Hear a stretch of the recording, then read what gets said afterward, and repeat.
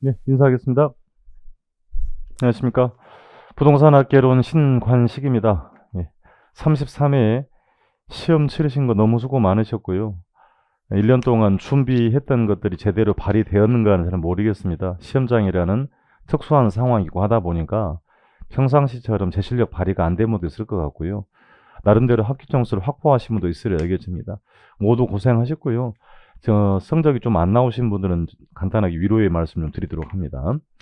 자, 33회 문제는 이제 딱 한마디로 말씀드리면 전년도 32회 개론에 비하면 조금 좀 어려웠고요. 31회보다는 조금 쉬웠습니다. 그러니까 31회와 32회 딱 중간 정도의 수준으로 내었던 것 같고, 더러더러 좀 생소한 것도 있었고요. 못 봤던 질문들. 그리고 박스형 문제가 7문제가 나왔네요. 기역, 니은, 이런 곤란한 문제가 나와서 확실히 모르면 찾기가 좀 어려울 수도 있고, 계산 문제의 경우도 9문제가 나오긴 했습니다만 4~5문제는 제법 시간이 좀 걸리는 문제다.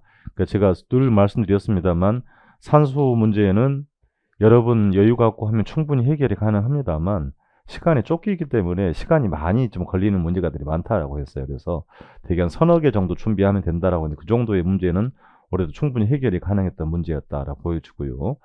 그 지문형 문제만 가지고 따지면 한 22개 정도는 크게 뭐 이변이 없는 한 여러분이 맞출 수 있는 문제가 있었다고 보여집니다만 특수한 상황이다 보니까 그렇지 못했을 것이다라는 그런 마음도 좀 들기도 합니다.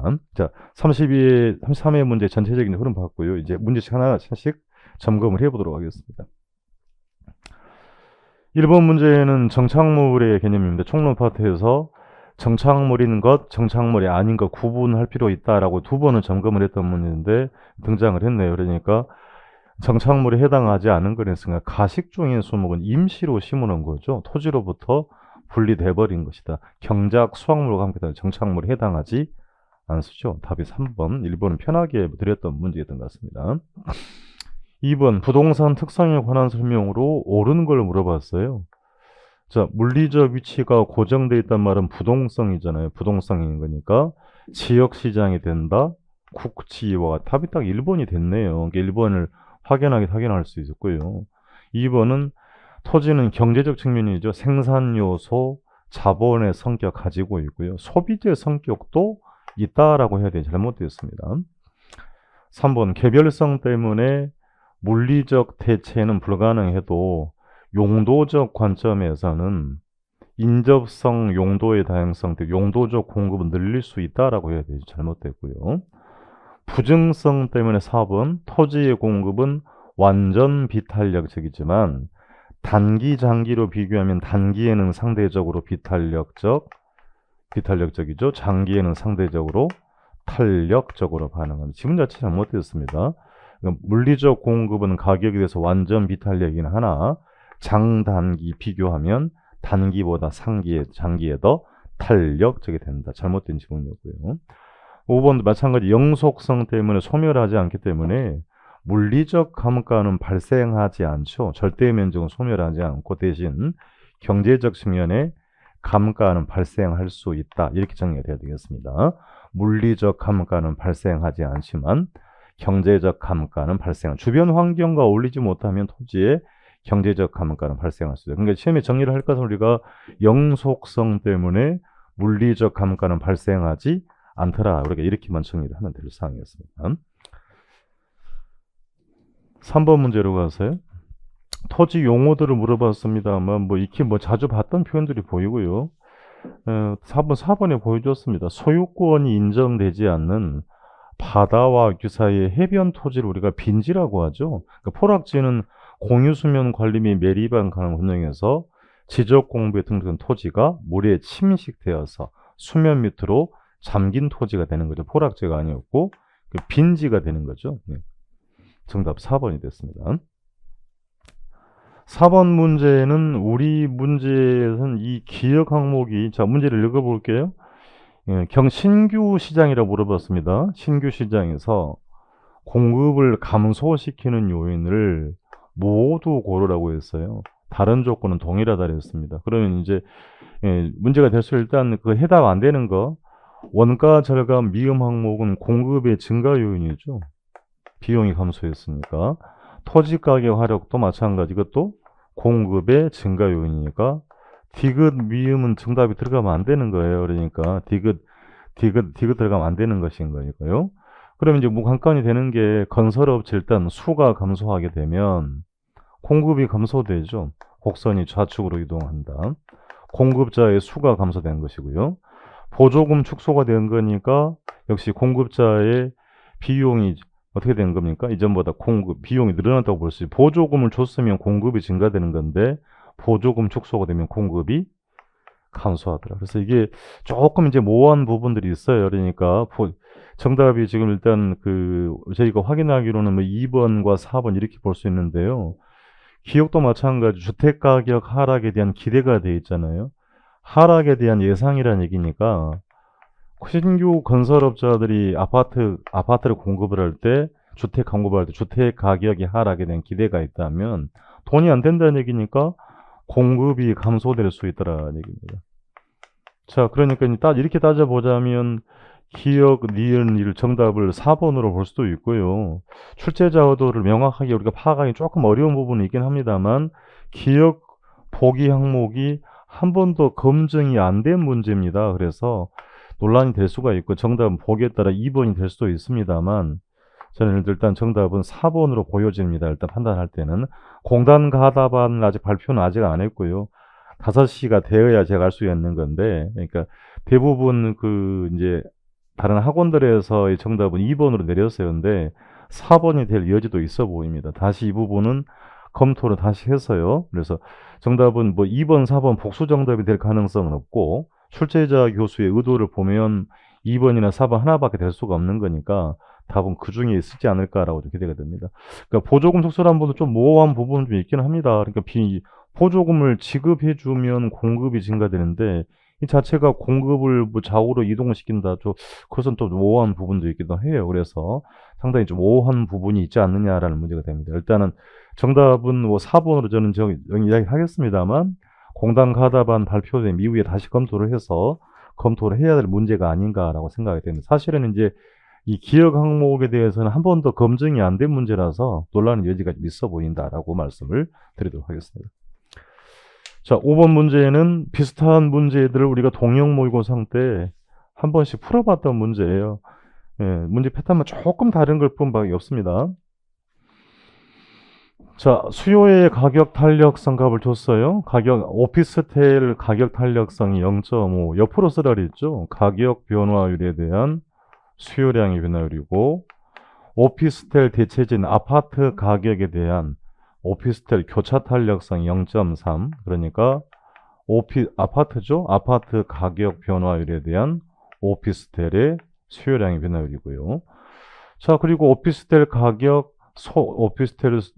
소득, 아파트 가격 5%씩 상승할 때 오피스텔의 전체를 물어봤습니다. 그러니까 여기다 하나 더 붙여서 소득 탄력성, 소득 변화율에 대한 수요량의 변화율, 이것 값까지 해서 전체적으로 수요량이 1%, 총 수요량이 1% 증가했다는 얘기죠. 이렇게 주고 나서 소득 탄력성 값을 구하시오라고 하는 문제가 된 겁니다. 그러면 조건은 집어넣어 볼게요. 자, 아파트 가격이 5% 상승했으니까 25 수요량은 2.5 감소한 것이고요.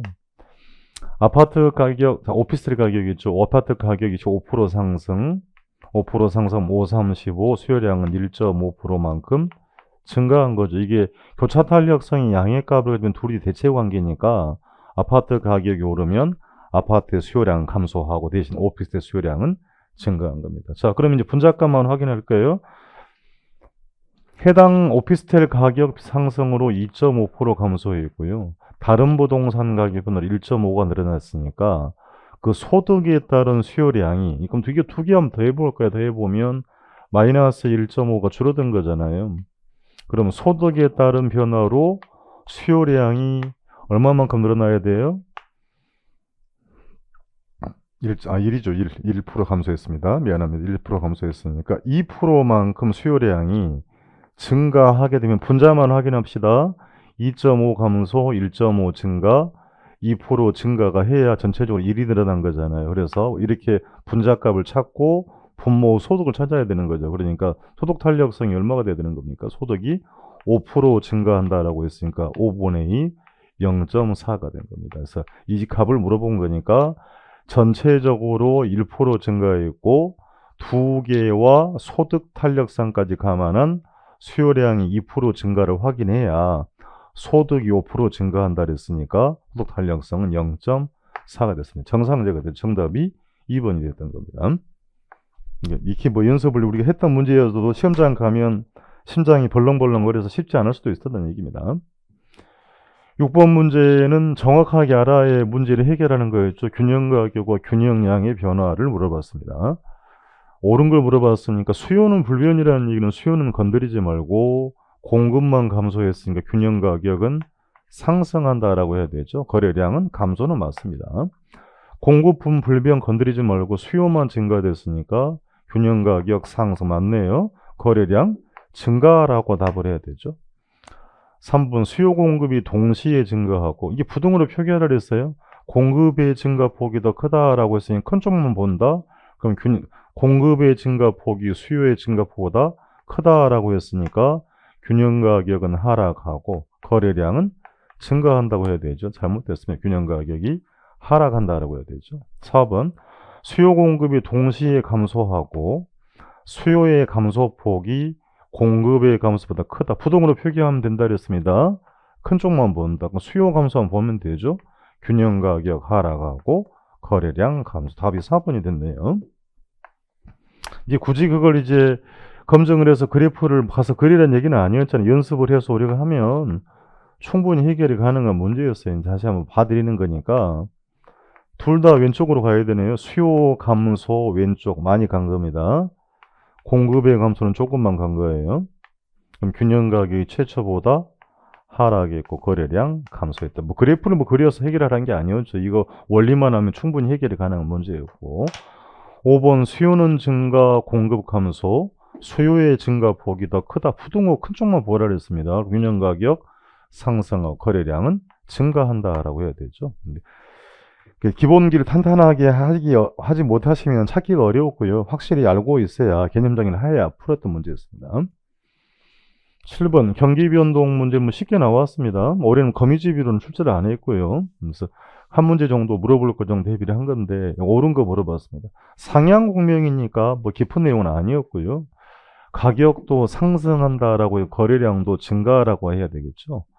후퇴는 경기 상승이 아니죠. 경기 후퇴가 경기 하락이 된다. 잘못된 지문이고요. 정점도 아닙니다. 후퇴는 정점을 넘어서 넘어가는 다음이 후퇴 국면이 되는 거잖아요. 3번 하향시장 국면, 불황 국면이니까 허가 건수가 점차적으로 감소라고 답을 해야 되겠습니다. 4번 회복시장은 바닥을 막 돌아섰으니까요.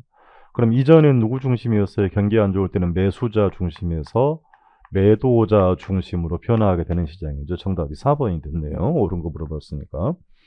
안정시장에서는 안정은 모든 국면에 존재한다. 가격에 큰 변동이 없는 거니까 과거의 가격을 어렵다가 아니고 이 과거에서 가래 가격은 신뢰할 수 있는 기준 가격이 된다. 이렇게 우리가 정리를 하면 되죠. 어렵다란 말이 잘못됐습니다.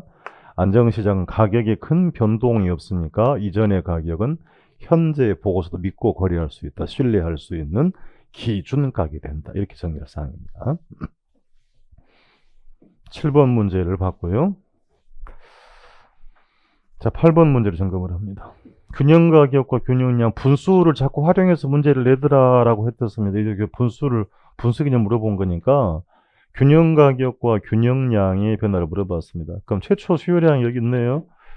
균형은 수요량과 공급량이 같은 상태를 말하는 거니까요. 최초의 수요량 120-2p 했고요. 공급량이 아래에 있죠? EP 20한 겁니다. 그럼 P로 묶어야 되겠습니다. 4P 20은 반대로 갔으니까 140이고. 그럼 균형 가격이 얼마가 됐나 이게 구하는 값이 35가 됐죠? 균형 가격이 네, 나누기 4를 한 거니까 P는 35가 됐고요. 그럼 바로 여기다 양을 집어넣으면 되는 거죠. 구하는 P를 최초 함수에다가 35 집어넣으면 되겠습니다.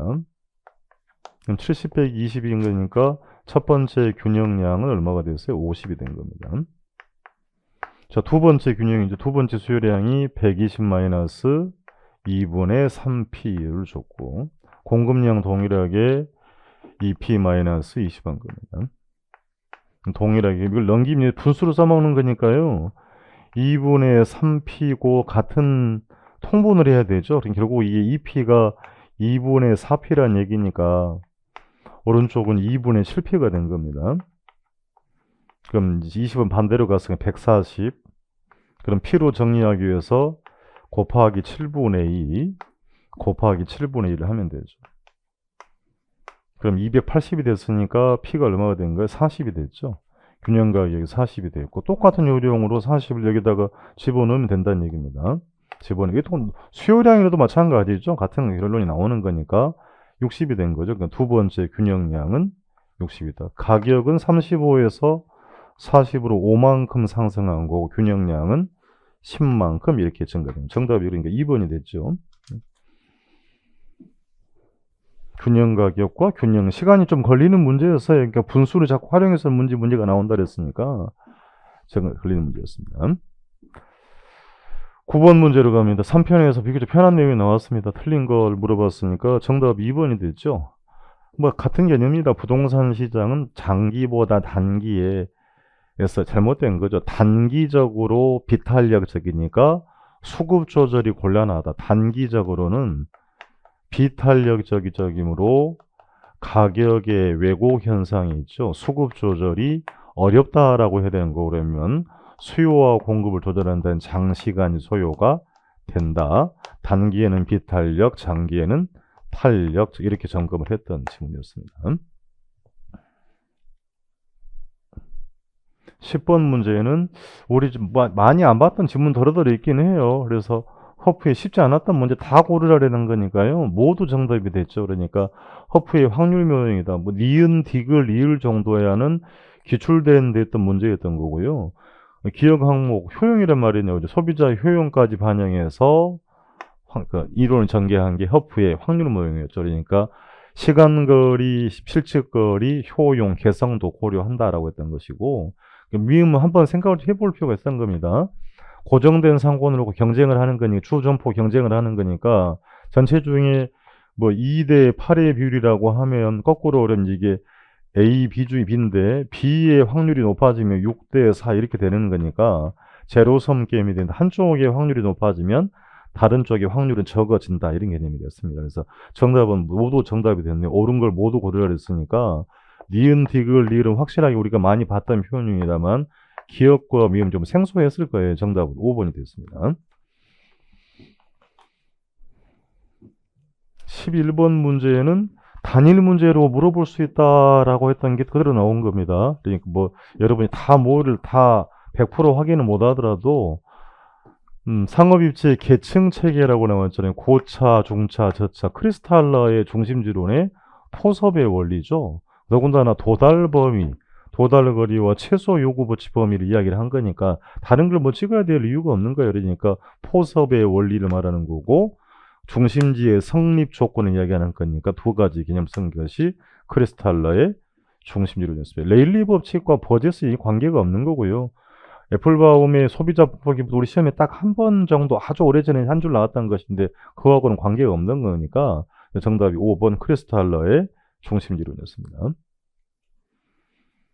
12번 정보가치 계산 문제는 정형화된 문제다. 뭐 이제 물어볼 때 됐습니다. 결국은 등장이 됐어요. 산수 과정은 조금 지저분하게 물어볼 수 있는 문제이긴 했습니다만 풀어가는 방법은 확실성화의 정보가치 현재 가치 먼저 구해야 되죠. 그럼 현재 가치 먼저 구하면 100% 되면 얼마예요?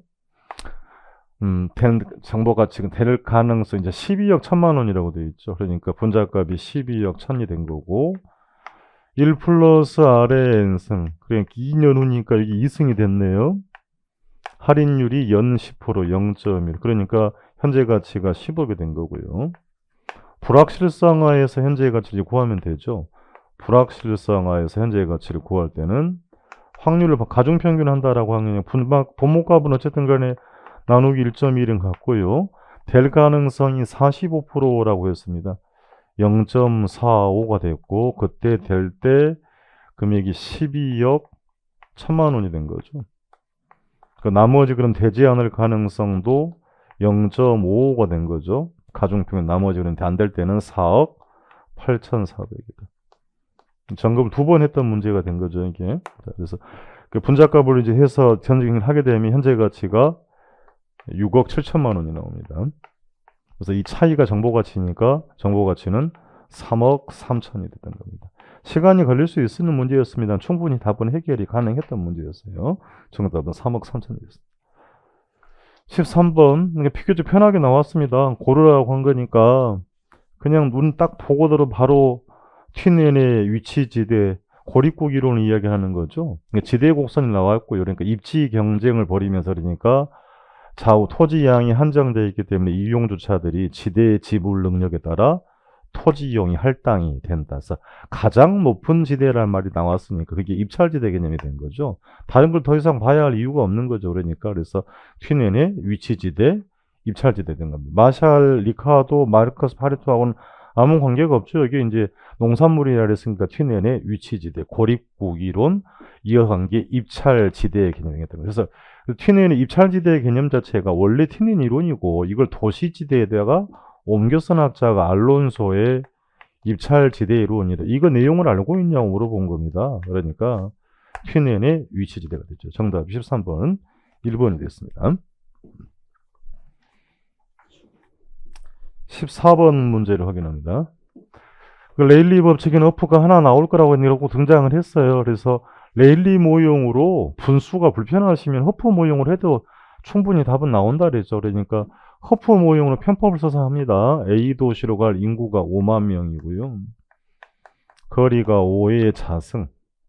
B로 갈 중력 인구가 3만 2천 명이 되었고요. 거리값은 2의 자승입니다. 이제 산수를 하게 되면 값이 각각 2천이 나오죠. 2천이 나오고 8천이 나왔으니까 그대로 읽어서 2천 대 8천이다.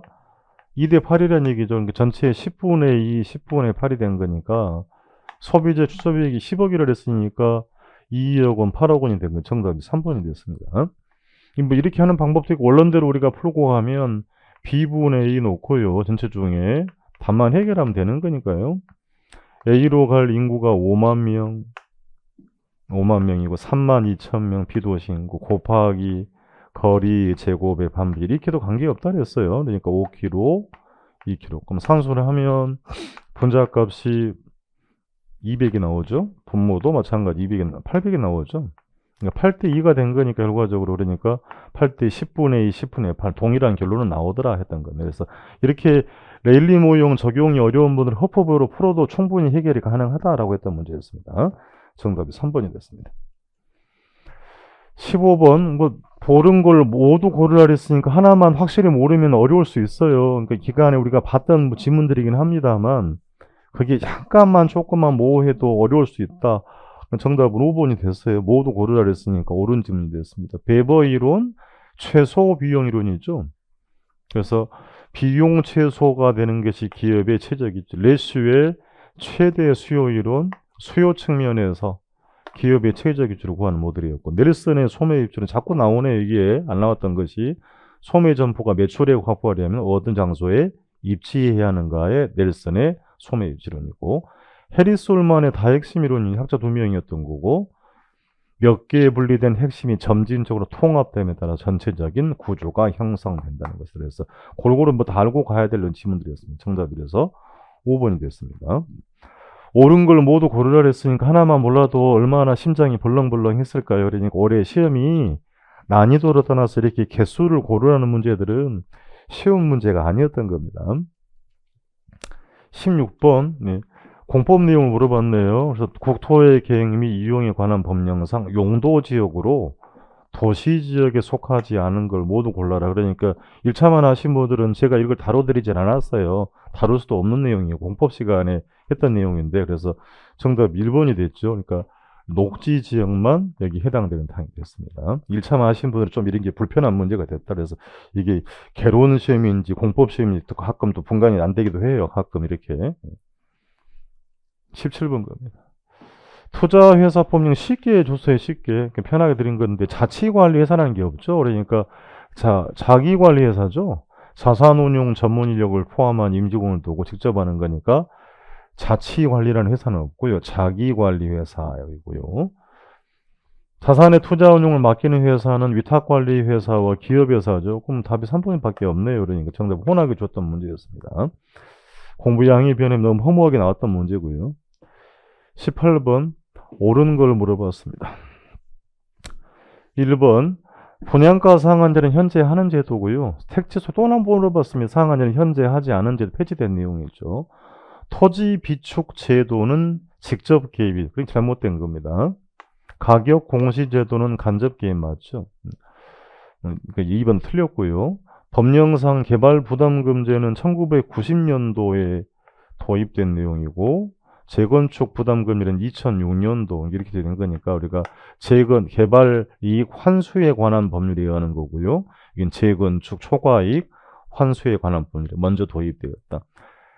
PIR은 개인 주택 지분을 나타내는 지표는 맞죠. 근데 값이 커진다는 말은 소득 대비 집값이 비싸다는 얘기니까 주택 구입 능력이 떨어진다라고 해야 될 사항이었습니다. 그러니까 그럼 이제 또 한번 점검을 했던 문제였던 거고.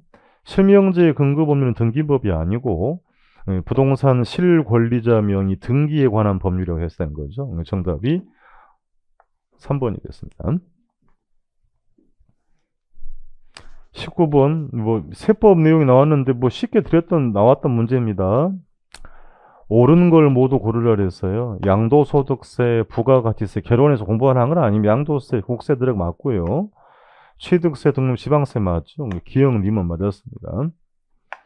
상속세, 재산세는 취득 단계가 아니고 재산세는 보유 단계에 낼 세금이 되는 거고 증여세 취득 단계, 그죠? 네, 잘못됐어요. 디귿 리을이 잘못됐네요. 그러니까 재산세 보유 단계, 증여세는 취득 단계니까 기억 니은이 됐죠. 정답이 그래서 2번이 됐습니다. 20번 문제도 개론 문제는 아니었어요. 그러니까 이 주택의 유형을 보고 어떤 걸 찾으라고 하는 거니까 조금 불편할 수 있다. 1차만 하시는 분들은 당연히 불편했던 문제인데 이게 지금 4계층 이하라 그랬으니까 다중주택과 다가구주택은 당연히 아닌 거고요. 그래서 4계층이하고 602라고 그랬으니까 이 현황을 보고 어떤 주택이냐고 찾는 거잖아요. 그러니까 그래서 정답이 다세대 주택이 된 거죠. 정답이 5번 됐습니다. 1차만 하셨던 분들은 이 문제도 만만치 않았다. 그러니까 이 문제 조건을 보고 법령 내용을 물어본 거라기보다는 이 현황을 가지고 어떤 주택입니까 찾으라고 하는 거니까 정답을 3번, 5번 찾았어야 되는 거죠. 3계층이 되는 거니까. 그래서 연립과 다세대긴 했으면 정답은 5번 다세대 주택이 됐습니다.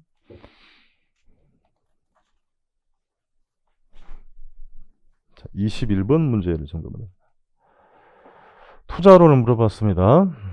틀린 걸 물어봤는데요. 다 읽어야 답을 찾는 문제였던 거죠. 나머지 크게 어려운 건 아니었습니다만 수년제 가치는 수년가를 물어본 거니까 투자자의 내부가 아니고 요구 수익률이죠. 수년가 할인율은 요구 수익률로 할인한 유입의 현가에서 유출의 현가를 뺀 값이다. 그렇게 맞는 거죠. 정답이 5번이 되었습니다. 나머지가 크게 문제는 안 돼 보이긴 합니다. 22번 포트폴리오율은 답이 딱 1번이 보여줬습니다. 상관계수가 0이 되면 아무런 관련이 없다. 랜덤이라는 얘기죠. 랜덤이어도 분산 효과는 발생한다고 해야 되죠. 감소 효과가 최대가 되려면 마이너스 1이 돼야 되는 거니까 답이 딱 1번이 됐어요. 나머지를 사실 읽어야 할 이유도 전혀 없었던 겁니다. 결국은 이제 이렇게 안 나왔던 지문이 등장하잖아요. 등장한다고 나왔습니다. 무차별 효용 곡선, 동일한 효용을 제공해주는 기대 수익과 위험의 조합을 나타낸 것을 무차별 효용 곡선이다. 개론 기본 지문 다를 수 있다 그냥 오하라 했던 겁니다. 그러니까 이 마찬가지로 이 지문도 점검 계속 해왔다는 거죠. 기대 수익률을 가중 평균에서 구하는 과정. 답이 딱 1번이 되던 겁니다. 23번 종합 문제입니다. 그러니까 투자론과 금융론 파트, 평가론은 전부 다 종합해서 여러분이 못 봤던 지문도 있긴 해요. 많이 봤던 거는 2번이나 4번들은 많이 봤던 거죠. 그러니까 1번은 6, 8편에서 오래전에 나왔던 것들을 물어보는 표현이었던 거고요. 3번 항목 순소득이 일정하되 자본환원율이 동의어가 우리가 환원율이라고 한 거니까요. 자본환원율, 환원율은 부동산 가격에 대한 순영업 소득의 비율을 말하더라 했던 겁니다. 그럼 이렇게 수익률 일정이 된 건데 순이 일정하다 그랬으니까 가격이 상승하면 환원율은 당연히 낮아진다라고 해야 되는 거죠. 그러니까 자산 가격이 상승하게 되면 자본 환율 높인다 가지고 낮추는 요인 정답이 3번이 되었습니다. 24번 투자 분석 기법 물어봤습니다. 여기도 답은 딱 1번에 딱 주셨습니다. 수익률과 승수 어림셈법이라고 하죠. 시간 가치를 반영하지 않는다는 얘기죠. 시간 가치를 고려하지 않아갖고 단순하게 일기간만 가지고 하는 게 수익률과 승수법이에요. 시간 가치는 고려하지 않은 방법이었습니다. 25번 문제로 가서요. 그냥 산수 문제였습니다. 이게 순영업, 순소득 승수를 물어봤습니다. 뭐 답을 맞추라고 준 것 같으니까요. 그러니까 순영업소득 총투자액이죠. 단위를 좀 지저분하게 써놨어요. 그러니까 이게 10,000원이니까 10,000, 10만, 100만 1억이 된 거죠. 총투자 금액이 1억이 된 거고. 그러면 순소득만 구하면 되는 거니까요. 그러니까 나머지 필요 없는 자료입니다. 가능이 나왔는데 유효를 적었으니 가능도 필요 없는 거고 유효가 1,000만 원이 됐고 영업경비가 Y에서 500만 원이네. 나머지 내용 필요 없는 겁니다. 필요 없는 거니까 순영업소득은 500이 됐죠. 500분의 1억이 됐으니까 회수기간 20년, 승수가 20이 됐던 겁니다. 정답이 5번이 됐습니다. 26번, 예.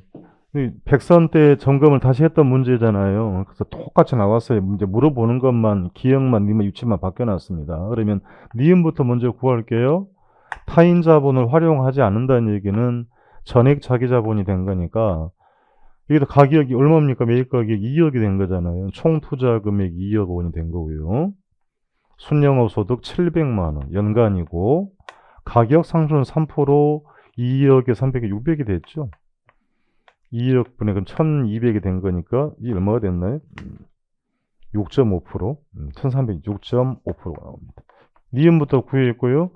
기업 타인 자본 40%면 자기 자본이 80%니까 60%죠. 자기 자본 60%, 2 62. 자기 자본이 분모가 1억 2천. 뭐 그대로 가져갑니다. 700 플러스 600. 이게 마이너스 부채 서비스 하면 되죠. 이자율이 연 5%라고 한 거니까 융자 금액이 나머지 8천. 8천만 원 곱하기 0.05 한 거잖아요. 그럼 부채 서비스가 이게 400이 됐으니까 분자값이 900이 됐죠. 그리고 900 전체 900만 원 나누기 1억에 찍었으니까 7.5가 나오나요? 네. 7.5가 됐습니다. 그래서 기억이 7.5%, 니은이 6.5. 그래서 시간이 걸리는 문제긴 했습니다만 거의 동류형 문제가 나왔습니다. 정답이 4번이 됐습니다. 28번 주택금융을 물어봤습니다. 주택금융은 이렇게 물어볼 때는 정책적 특수금융이라고 했죠. 금융공사의 보금자리를 연상하면서 대응을 하는 건 사실은 뭐 그 깊은 내용 모르더라도 답은 호언하기 좋습니다. 소비금융 확대, 금리 인하, 규제와 하나하면 어떻게 되겠어요? 그럼 주택의 수요가 늘고 가격도 오를 수 있죠. 근데 급격한 상승에 대처한다라고 한 거니까 전부 뒤집어야 되는 거죠. 규제를 강화해야 되는 거니까 소비금융 축소, 금리 인상, 대출 규제 강화를 이렇게 해야 지문이 완성이 되는 거죠. 그래야 급격한 상승에 대처한다는 표현이 되는 겁니다. 그냥 공부 딱 안 하더라도 그냥 충분히 여러분이 해결할 수 있었던 문제였습니다. 28번, 금융공사 업무를 물어볼 수 있다라고 했는데 결국 등장을 했어요. 연금 보증, 그냥 준 문제 연금이 주택금융공사가 연금 보증 업무를 수행한다. 쉽게 해결됐던 문제였습니다. 29번 문제에는 이런 문제가 나올 거랑 결국 등장을 했네요. 계산 문제를 물어본 겁니다. 융자금 1억 원을 대출을 받았고요. 5년이 지난 시점에서 미상환 잔액을 물어봤는데요. 그러면 판단해보 전체가 만기가 30년이죠. 30년이고 그럼 5년 경과혼이니까 5년은 경과한 기간, 남은 기간 25년이 된 거 아닙니까? 그럼 이제 5년 말에 미상환 잔액 구하는 방법은 일정 액씩 갚을 원리금의 현재 가치. 그러니까 두 가지 방법이었어요. 그래서 원리금 곱하기 연금의 현가계수 남은 기간 하면 되는 거죠. 남은 기간이 몇 년짜리예요? 25년짜리잖아요. 25년짜리가 있단 말입니다. 원리금이 매월이잖아요. 월 54만 원. 이제 월 54만 원이 됐고 연금의 현가 25년짜리가 여기 있죠. 171.06 된 겁니다. 답은 쉽게 해결됐어요. 9,237만 원입니다. 그럼 이 방법 말고도 융자금 곱하기 잔금 비율이라는 방법이 있는데 잔금 비율, 자 그럼 잔금 비율 써보긴 합시다. 융자금이 1억 원이고 잔금 비율이니까 전체가 몇 년이에요? 30년, 남은 기간 25년, 연금의 현가를 사용하면 되죠. 그럼 30년 연금의 현가가 물론 이걸 역수로 할 수도 있습니다만 지금 이렇게 풀라는 문제가 아니죠. 2번이 아니고 첫 번째 경우로 문제를 해결하라고 하는 것이니까 원리금 곱하기 연금의 현가에서 남은 기간 쓰게 되면 이 상환들은 충분히 찾아낼 수 있었던 문제였습니다. 30번 문제. 중개사 시험에 이제 이런 판까지 주네요. 그래서 이게 사실은 그 채권에 대한 개념적으로 이해를 좀 하고 갈 필요가 있는 건데 대출 채권에 가중평균 상환기간은 듀레이션이라고 하는 표현을 중개사 시험까지 써야 되나 싶기도 합니다. 그러니까 채권을 투자하고 나서 채권을 원금을 회수한 기간을 듀레이션이라고 하는 건데 사실 문제 유형만 바꿔놨죠. 그리고 원금 회수가 빠른 게 뭡니까? 라고 물어보는 질문제를 이렇게 표현을 바꿔놨어요. 그러니까 짧은 기간에서 긴 기간 야외하라고 하는 거니까 원금 회수가 빠른 방식은 가장 빠른 게 원금 균등이죠. 1번이 된 거고 두 번째 원리금 세 번째 만기일이 치상환은 만기 때 원금을 갚아가죠. 그러니까 정답이 기역, 니은, 디귿 답이 1번이 됐죠. 그래서 잘 모르는 문제가 나오더라도 순서는 바뀌지 않는다. 중간에 가운데 낀 거는 원리금 균등이다. 이런 요령은 좀 필요하다라고 당부드렸던 거예요. 답이 1번이 됐던 거죠. 정답은 1번 됐습니다. 출제 교수가 너무 똑똑하신 것 같아요. 근데 중개사 시험에 이렇게 듀레이션이라는 말을 써줘야 되나 싶기도 하는데 예, 조금 안타까운 마음도 듭니다. 자산 유동화에 관한 법령 사실은 뭐 이제 핵심적인 내용들은 아닌다면 결국은 모르보게 또 등장을 한 거예요. 그러니까 틀린 걸 물어봤으면 다 여기 1, 2, 3, 4는 우리가 전번 점검을 한번 했던 내용들이고요.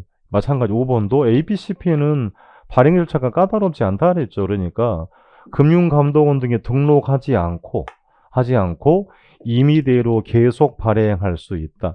ABS는 자산 유동화에 관한 법률에 의해서 등록을 해야 되고 SPC를 설립하는 등 발행 절차가 복잡하다라고 했던 거 아닙니까? 근데 그에 반해서 ABCP는 상법에 적용받기 때문에 금융기관에게 등록하지 않고 임의대로 무한대로 발행이 가능하다라는 거예요. 그래서 이게 등록한 거 잘못된 거고요. 계획대로 수행한다 이럴 필요 없단 말입니다. 임의대로 자유롭게 발행한다는 게 ABCP였어요. 출제 교수가 이걸 좋아하시는 분이기 때문에 이런 문제가 나올 것이다라고 언급을 했던 사항인 겁니다. 32번 지문형 문제가 아니고 선택형 골랐네. 지금 두 개 혼동하지 말라고 말씀 많이 드렸던 사항입니다. 공공주택 특별법상 공공임대주택에 해당하지 않은 거랬으니까 분양전 다시 이제 공공지원 여기 민간이란 말도 보이고 몇 번 점검을 했던 거잖아요. 그러니까 공공이 민간 사업자에게 자금 지원해주고 민간이 공급하는 거죠. 얘는 그러니까 민간 임대주택이죠. 민간 임대주택 특별법에 따른 내용이 나머지들은 공공임대주택 유형에 해당되는 겁니다. 정답 편하게 나왔던 문제였습니다. 33번 마케팅을 물어봤습니다. 답은 딱 1번이 보여줬어요. 시장 점유 마케팅 전략은 수요자가 아니고 공급자 측면의 전략이라고 해야 되죠. 표적 시장을 선점하거나 틈새 시장을 점유하는 전략이다. 2번은 여러분이 처음 보긴 했으나 이렇게 처음 보는 본인들은 그냥 무시할 필요가 있다라고 했던 겁니다. 그러니까 1번 시장 점유 마케팅은 수요자가 아니고 공급자 중심의 마케팅 전략이라고 해야 될 사항이었습니다. 34번 비교적 편하게 준 내용입니다. 관리 뭐 어떤 관리냐고 물어봤으니까 전문성, 효율성 제고 뭐 이미 답은 다 나왔어요. 대형 건물 이런 표현이 나왔으니까 당연히 위탁관리가 된 거죠. 자치관리, 아니 뭐 혼합관리가 더 안 보이는 거니까 둘 중에 하나를 고르자면 위탁관리가 된 거죠. 전문성, 효율성 제고에서 불필요한 관리 비용 절감을 하는 거고, 기밀 보안 유지가 취약한 게 대형 건물 관리 유용한 게 위탁관리, 외주관리, 간접관리였습니다. 35번 감가 수정 내용을 또 물어봤네요. 그러니까 이게 뭐 자주 안 봤더라도 여러분이 충분히 찾을 수 있습니다. 감가 수정 연수는 당연히 경제 연수죠. 물리적 연수 사용하지 않는다. 니은 원가를 감액료인 물리 기능 경제 감가 고려하죠. 내용 연수법, 관찰강 분해법이 있고, 내용 연수법, 정액, 정률, 상환 기업법이 있다. 그러니까 확실히 모르더라도 니은 확연하게 잘못했어요. 정률법은 일정한 감가액을 곱하는 거 맞죠? 근데 뒤가 틀렸습니다. 감가액이 점차 체감하는 거죠. 감가액이 일정한 법은 정액법이고요. 정률법은 감가액은 점차 체감한다. 기역과 미음이 틀렸으니까요. 옳은 거, 그럼 기역, 미음 다 들어가면 안 돼요. 그러니까 기역, 미음 들어가면 안 되니까 답은 뭐 2, 3, 4번에 있는 건데 그것도 확실히 모르면 어려울 수도 있다라는 생각이 듭니다. 정답이 그래서 4번이 됐죠. 정답 니은 디귿 됐습니다. 36번 규칙상 시장가치 기준칙을 물어봤습니다. 꼼꼼하게 읽어야 가능하다고 했고요. 잘못된 게 평가법 4번이 됐나요? 평가법인 등은 평가 의뢰인이 요청하여서, 그러니까 법의사 했죠. 법령이 다른 규정이 있거나 의뢰인이 요청하거나 사회 통념상 필요하다 인정할 때는 시장가치, 외의 가치를 할 수 있는 건데, 그럼 검토할 때는 성격과 특징을 검토하는 경우 두 가지였죠. 그러니까 의뢰인이 요청하거나 사회 통념상 필요하다 인정되는 경우에는 해당 시장 가치, 외 가치, 성격과 특징 등을 검토하여야 한다라고 해야 될 사항이었습니다. 정답이 4번 되었습니다. 37번 수익가액 구하는 게 또 나왔네요. 그러니까 동영 사회 때 비슷하게 점검을 했던 문제인데 거의 동률로 나왔어요. 그러니까 환원율과 구하는 게 거의 큰 차이는 떨어졌으니까 수익가액은 상업용 부동산의 장래 순영업 소득을 환원율로 환원해서 구한다. 근데 환원율을 구해야 되죠. 여기 이걸 활용하라는 얘기니까 토지 환원율, 건물 환원율 구성비가 6대 4입니다. 그러니까 물리적 투자 결합법 했으니까 그대로 종합 환원율, 가중평균 구하는 거죠. 토지 가격 구성 그러니까 0.6이 됐네요. 토지 환원율은 5%, 건물 구성비는 0.4, 건물은 10%가 됐습니다. 이렇게 구하는 환원율이 7%가 된 거죠. 그러니까 분모가 0.07이 된 것이고요. 나머지는 더하기 빼기 과정이니까 가능 총소득이 4,400, 공실이 가능이 10%니까 440 빼면 되겠습니다. 유효는 3,960만 원. 근데 운영경비가 가능이 25원 2.5%예요. 그러니까 가능이 0.25가 됐으니까 110만 원이 된 거죠. 그럼 순영업 소득은 3,850이 됐습니다. 밑에 자료 이제 필요한 거니까 그래서 순위 3,850만 원 나누기 0.07 수익가액 그래서 5억 5천이 나왔나요? 예, 5억 5천이 됐습니다. 환원율과 뭐 이거 두 개 바꾸는 것밖에 없다 그랬잖아요. 같은 개념의 문제였던 겁니다. 동영 때 한번 점검을 했던 문제고요. 38번 결과를 보면 답은 찾기는 쉬웠습니다만 읽을 때에는 함정들이 많네요. 여기가 예. 국토교통부 장관이 공시지가를 조사평가할 때 옳은 거 물어봤습니다. 반드시 법령에 반드시 항상이라는 말은 없죠. 뒷지문은 말씀 이걸 좀 집어넣은 겁니다. 지저분하게 물어봤고 2번은 몰랐다고 치고요. 단위면적당 가격 표준지인 거니까요. 3번 국장은 표준주택에 대해서 기준일 적정 가격 맞고요. 심의기구가 시군구가 아니죠. 중앙부동산 가격 공시위원회.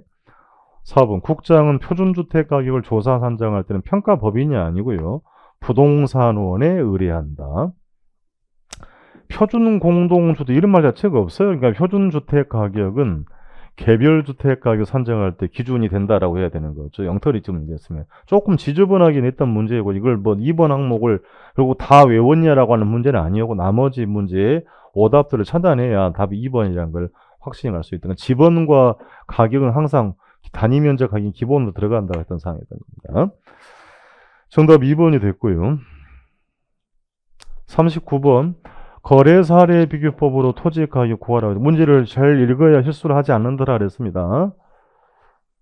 면적이 대상 토지가 150이잖아요. 150이고 주거용인가요? 예, 주상용 이용 상황이고 용도지이자 그리고 사례가 집은 면적이 차이가 있죠. 200의 차이가 있습니다. 나머지는 관내 관계없고요. 거래 사례 가격이 8억. 8억입니다. 8억에다가 사정보정칠 줬어요. 0.9. 시점 수정치 그 집가 변동률이 여기 잘 읽어야 돼요. 그러니까 상업지역을 쓰면 돼요, 안 돼요? 그러니까 주거지역이라고 했잖아요. 그 주거지역이기 때문에 상업지역 쓸 게 아니고 주거지역 5% 이것만 써야 되는 거죠. 그러니까 1.05를 해야 되는 것이고요. 다음에 거래 사례에 비해서 5%를 쓰니까 곱하기 0.95가 된 거죠. 100분의 95 한 겁니다. 그리고 면적의 마지막 차이 대상 토지가 150이 됐네요. 사례 토지가 200이 됐으니 이 값이 0.75가 된 거죠. 그럼 계산기를 누르시면 값은 떨어진다. 5억 3,860원. 정답 2번이 됐습니다.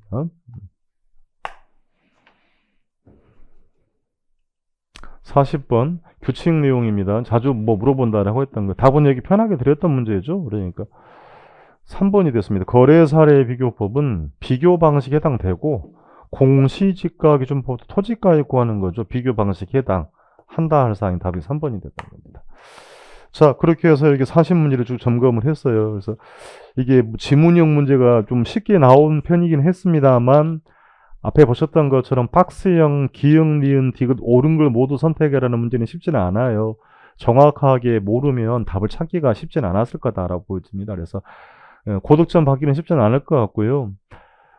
사람마다 차이는 분명히 있을 겁니다. 좋은 점수 받으신 분도 있고 점수가 생각보다 안 나오는 분도 있는 건데 열심히 노력하신 만큼 성적이 안 나왔다면 위로의 말씀 드리고 합격 점수만 받으시면 되는 거잖아요. 60점 이상 받으시면 되는 거니까 너무 속상해하지 않았으면 좋겠습니다. 그래서 결과를 아직은 알 수는 없는 상황이고 공단 가다반이 17시 이후에 나오니까 다시 한번 확인을 하고 잘못된 게 있으면 수정을 좀 해드리고 혹여 이의 제기를 하고 문제 오류가 있는지 재검토를 해서 다시 한번 올려드리도록 이렇게 하도록 하겠습니다.